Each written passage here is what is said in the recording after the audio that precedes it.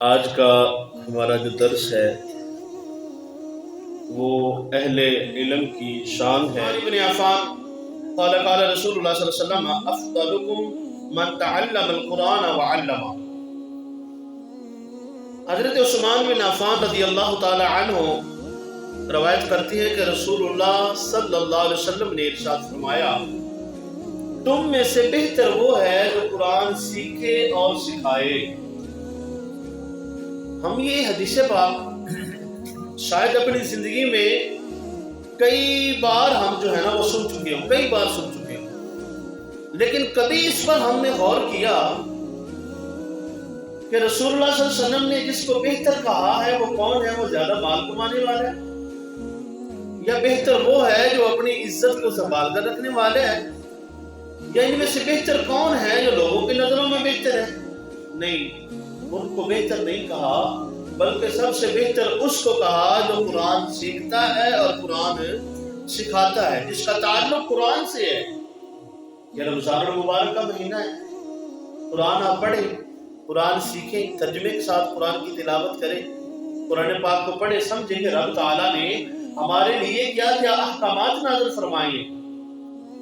تو ہو سکتا ہے کہ اللہ کی توفیق سے ہم بھی اس میں شامل ہو جائیں۔ عن ابي الدرداء قال قال رسول الله صلى الله عليه وسلم يقول من سلك طريقا يبتغي فيه علم سلك الله به طريقا۔ یہ حدیث پاک بہت لمبی ہے۔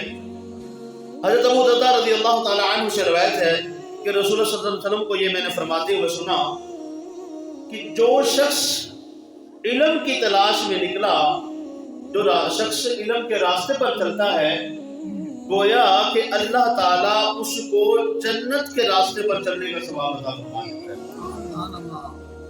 گویا کہ وہ ایسا کہ جیسے وہ جنت کے راستے پر چلا۔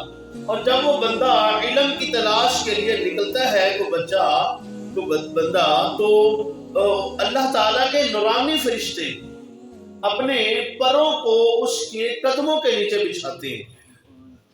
دیکھیں ہمارے گھروں میں بچے ڈاکٹر بنتے ہیں، وکیل بنتے ہیں، انجینئر بنتے ہیں، ہزاروں لاکھوں روپے خرچ کرتے ہیں، سالہ سال وہاں پہ ٹائم گزارتے ہیں، اور اس کے بعد جب کوئی ہمارا بیٹا، ہمارا بھائی، ہمارا بچہ ڈاکٹر، وکیل، انجینئر بن کر آتا ہے تو ہم محلے والے، ہم گاؤں والے، ہم رشتے دار وہ آ کر مبارکباد دیتے، بھائی مبارک ہو تمہارا بیٹا ڈاکٹر بن گیا، مبارک ہو تمہارا بیٹا وکیل بن گیا، انجینئر بن گیا۔ بات سمجھیے گا ذرا میری بات۔ اب دیکھیں یہ دنیا کی پڑھائی لاکھوں روپے بھی خرچ ہوئے، سالہ سال بھی اس نے گزارے، اور مبارکباد کب دی جا رہی ہے؟ لاکھوں روپے خرچ ہو گئے، کئی سال اس نے گزار دیے، تو اب ہم مبارک دے رہے ہیں کہ بھائی مبارک ہو تمہیں یہ کام ہو گیا۔ لیکن یہ کام اس کی کیا گارنٹی ہے کہ ہمیں قبر میں اور حشر میں بچا لے گا؟ لیکن علم کی جو تخفیف ہے میں کرنا چاہتا ہوں۔ اب دیکھیں کہ ایک بندہ ایسا طالب علم، ہمارا بیٹا جو ابھی بالغ بھی نہیں ہوا، ہم نے اس کو گھر سے اٹھایا، جاؤ بھائی مدرسے کی راہ پکڑو، مدرسے میں علم دین سیکھنے کے لیے جاؤ، تو حدیث پاک ہمیں بتا رہی ہے کہ جب وہ بچہ ابھی مدرسے میں پہنچا نہیں، ابھی مسجد میں پہنچا نہیں، علم دین کی ابھی اس نے علم نہیں سیکھا، بسم اللہ کی ابھی اس نے دعا نہیں پڑھی، لیکن جیسے ہی وہ گھر سے نکلتا ہے علم دین سیکھنے کے لیے، تو اللہ نوری فرشتوں کو حکم دیتا ہے کہ اس کے قدموں کے نیچے اپنے پروں کو بچا، اور وہ ایسے جیسے کہ جنت کی راہ پر جا رہا ہے۔ یہ دیکھیں کہ کوئی روپیہ خرچ نہیں ہوا، کوئی سالہ سال نہیں لگے، ابھی تو علم سیکھا بھی نہیں، اتنا بڑا اعزاز کہ نوری مخلوق، نوری فرشتے اس کے قدموں کے نیچے جو ہے نا اپنے پروں کو بچھا رہی ہیں۔ تو بے شک طلب علم کی رضا کے لیے فرشتے اس کے قدموں کے نیچے پر بچھاتے ہیں، اور آسمانوں زمینوں کی تمام چیزیں، یہاں تک کہ پانی کی مچھلیاں بھی عالم کے لیے مغفرت کی دعا کرتے ہیں۔ آسمانوں کی، زمینوں کی جتنی چیزیں، یہ ریت کے ذرے، یہ درختوں کے پتے، پرندے چرندے، ہر چیز، حتیٰ کہ جو سمندروں میں، پانیوں میں مچھلیاں ہوتی ہیں، یہ بھی عالم دین کے لیے دعا کرتی ہیں۔ اور حضور علیہ السلام نے ارشاد فرمایا وفضل العالم علی العابد کفضل القمر علی سائر الکواکب۔ حضور علیہ السلام نے ارشاد فرمایا کہ عالم کی عابد پر فضیلت ایسے ہے جیسے کہ ایک چاند کو تمام ستاروں پر افضلیت ہے۔ جیسے ستارے ہیں، لاکھوں کروڑوں انگنت ستارے ہیں، اب ان ستاروں میں چاند ایک نمایاں ہے، اب چاند کی فضیلت ان ستاروں پر زیادہ ہے۔ تو حضور علیہ السلام فرما رہے ہیں کہ تمام عام انسان ہے، لیکن اس بات سمجھیے گا، ایک بندہ ایسا جس نے کبھی نماز پڑھی کبھی نہ پڑھی، چلو 5 نمازیں بھی پڑھتا ہو، عابد اس کو نہیں کہتے جو صرف 5 نمازیں باجماعت ادا کر لے۔ عابد عبادت گزار وہ بندہ جو دن کو روزے بھی رکھے اور ساری رات قرآن پاک بھی پڑھے، تلاوت کرے، ذکر و اذکار کرے، دیگر کام اللہ اللہ کرتا رہے، نوافل پڑھتا رہے، عابد ہم اس کو کہتے ہیں، اس کو عابد کہتے ہیں۔ حضور علیہ السلام فرما رہی ہے کہ ایک عالم کی فضیلت ایسی ہے اس عابد پر عام انسان پر نہیں، جس طرح ستاروں پر چاند کو فضیلت حاصل ہے۔ اور بے شک علماء انبیاء کے وارث ہیں، اور انبیاء کسی کو درہم و دینار کا وارث نہیں بناتے، وہ صرف علم کی وارث بناتے ہیں۔ جس شخص نے علم کو حاصل کر لیا اس نے بہت بڑا حصہ حاصل کر لیا۔ تو العلماء ورثۃ الانبیاء، علماء انبیاء کے وارث ہیں۔ اب دین اسلام کا کام ہو رہا ہے، جہاں کہیں بھی علماء جن کو اللہ نے دین کی سمجھ بوجھ عطا فرمائی وہ ہمیشہ دین کا کام کرتے ہیں۔ کبھی صبح فجر کی نماز کے بعد، جیسے ہم آج لوگ بیٹھے ہیں، اس کے بعد ہمارا درس ہوتا ہے، الحمدللہ نماز جمعہ کو ہوتا ہے، یا اس کے علاوہ گاہے بگاہے ہماری جو ضرورت ہوتی ہے ہم اپنے مسائل پوچھتے ہیں۔ تو کوشش کریں کہ اپنے بچوں کو علم دین سکھائیں۔ کتنی بڑی فضیلت ہے ایک عالم کی۔ علماء جو ہیں یہ اللہ کے احکامات کے امین ہیں۔ عن معاذ قال قال رسول اللہ صلی اللہ علیہ وسلم العالم فی الارض العالم امین اللہ فی الارض۔ حضرت معاذ رضی اللہ تعالی عنہ سے روایت ہے کہ رسول اللہ صلی اللہ علیہ وسلم نے ارشاد فرمایا کہ عالم زمین پر اللہ کے احکامات کا امین ہے۔ جو دین ہمیں سکھایا گیا، دین ہم نے پڑھا، اب وہ ہمارے پاس امانت ہے۔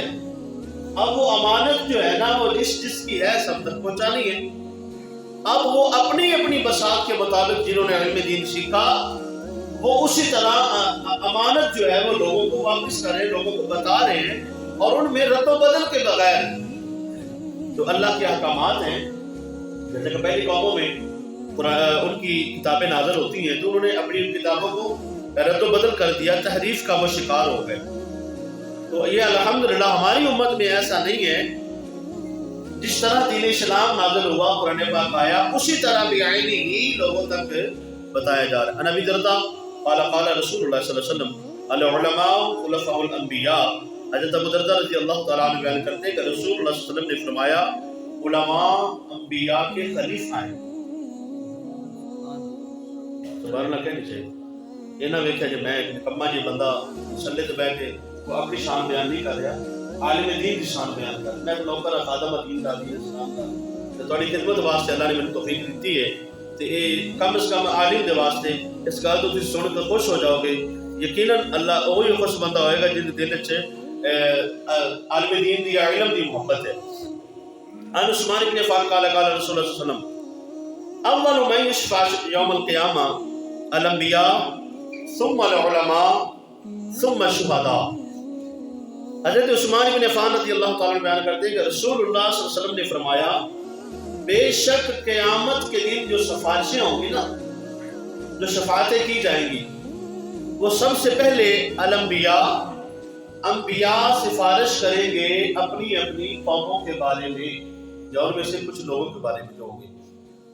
جو نبی چاہے گا وہ اپنی اپنی امت کے جو طبقے ہوں گے، جو لوگ ہوں گے، ان کی سفارشیں کریں گے، اور پھر ان کے بعد جو ہے نا العلماء ثم العلماء، پھر ان کے بعد علماء جو ہے نا پھر وہ سفارش کریں گے، ثم الشہداء، پھر اس کے بعد جو شہید ہیں وہ سفارش کریں گے۔ اب انبیاء کے بعد جو سفارش کریں گے وہ علماء ہوں گے اور علماء کے بعد سفارش کریں گے وہ شہید ہوں گے. تو آج ہمیں چاہیے کہ اپنے علماء سے محبت رکھے، کم از کم اتنی محبت. یہ بات شاید ہمیں سمجھ نہ آئے. تو ایک بات جو ہمیشہ ہم ساری چیز دیکھتے ہیں، کم از کم عالم دین سے اتنی تو محبت ہونی چاہیے، اور یہ بات ہمارے ذہن میں بیٹھی ہونی چاہیے کہ آج میں اس کے ساتھ منسلک ہوں. جیسا میں اور آپ کے ساتھ ہمارا آپ کا واسطہ پڑا ہوا ہے، پلے پڑے ہوئے ہم لوگ ایک دوسرے کے.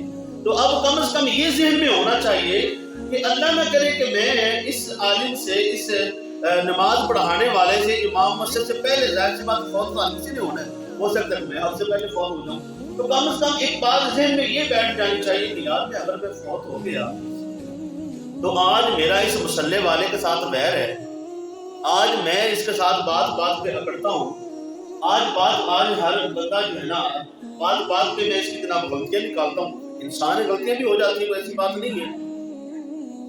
آج میرا اس کے ساتھ مسئلہ ہر بات میں دل میں خیال رہتا ہے نا کہ جناب میں نے اس کو تنگ کرنا ہی کرنا. وہ کوئی بھی بندہ ہو سکتا ہے. اب سوچیں کہ اگر میں دنیا سے چلا گیا تو کل میں اس کے سامنے پڑا ہوں گا، میت میری پڑی ہوگی چارپائی میں، نماز جنازے پڑھانے والا تو کوئی بندہ تھوڑی نہ آئے گا اور اسی نے پڑھانا ہے. تو کم از کم نماز جنازہ پڑھاتے وقت جو پڑھا رہا ہوگا اس کے دل میں اس کا خیال کیسا ہوگا. ظاہر سی بات ہے کہ قدرتی چیز ہے، فطرتی ہے. انسان کو انسان سے محبت ہے تو وہ محبت کسی بنا پر ہونی چاہیے. کم از کم اتنی تو ہونا، کوئی کسی شے کا نہ دیکھے، بس اس کو تو دیکھے نا کہ علم دین اس کے سینے میں. انسان کو غلطیاں بھی ہو سکتی ہیں، بہرحال اتنی تو محبت ہونی چاہیے کہ آج جو جس سے محبت کرتا ہے اور قیامت والے دن حضور علیہ السلام نے فرمایا وہ اس کا ساتھ ہوگا. اور اگر آج ہماری محبت، ہمارا تعلق علماء کرام سے ہوگا تو پھر آپ حدیث پاک سن چکے ہیں. حضور علیہ السلام نے فرمایا، حضرت عثمان غنی رضی اللہ تعالی عنہ اس بات کے راوی ہیں کہ حضور نے فرمایا کہ پہلے انبیاء سفارش کریں گے، رب کی بارگاہ میں شفاعت کریں گے، پھر علماء سفارش کریں گے. اللہ کرے ہمیں بھی کسی اچھے عالم دین کی سفارش کرنی چاہیے کہ اپنے اولادوں کو عالم دین بنائیں، کم از کم اس کے لیے کہ کل قیامت والے دن جب ہر بندہ نفس نفسی کا عالم ہوگا، ہر بندہ پریشان ہوگا. اور اس بات کو ذہن میں رکھ رہے ہیں، حضور علیہ السلام نے فرمایا کہ اللہ حساب لینے پہ آ گیا تو انبیاء دیکھیں گے کہ اللہ کس قدر وہ حساب سختی کے ساتھ لے رہا ہے. انبیاء پریشان ہوں گے. ہم اپنی بات نہیں کر رہے، ہم تو پھر کسی کھاتے میں نہیں ہیں. انبیاء دیکھیں گے، انبیاء اس بات سے پریشان ہوں گے. تو اللہ کی رحمت کی امید، جس بات کی میں ہمیشہ تلقین کرتا ہوں، انبیاء کی رحمت کی، اللہ کی رحمت کی امید اور اللہ کا خوف بھی دل میں ہونا چاہیے. اور اسی نیت کے ساتھ کہ اللہ عالم دین کو کتنی طاقتیں عطا فرما رہا ہے، اللہ تعالیٰ عالم دین کی کتنی فضیلت رسول اللہ صلی اللہ علیہ وسلم نے فرمائی ہے. تو ہمیں بھی چاہیے کہ ہم اپنی اولادوں کو علم دین سکھائیں، قرآن کا عالم، قرآن کا حافظ بنائیں، تاکہ کل قیامت والے دن جب سارا بندے پریشان ہوں گے تو ہمیں اس بات پر بھروسہ ہو کہ ہمارا بیٹا، ہمارا بھائی وہ حافظ قرآن ہے، وہ عالم دین ہے. تو انشاءاللہ اس کی صدقے سے ہماری بھی بخشش ہو جائے گی. اللہ عمل کی توفیق عطا فرمائے.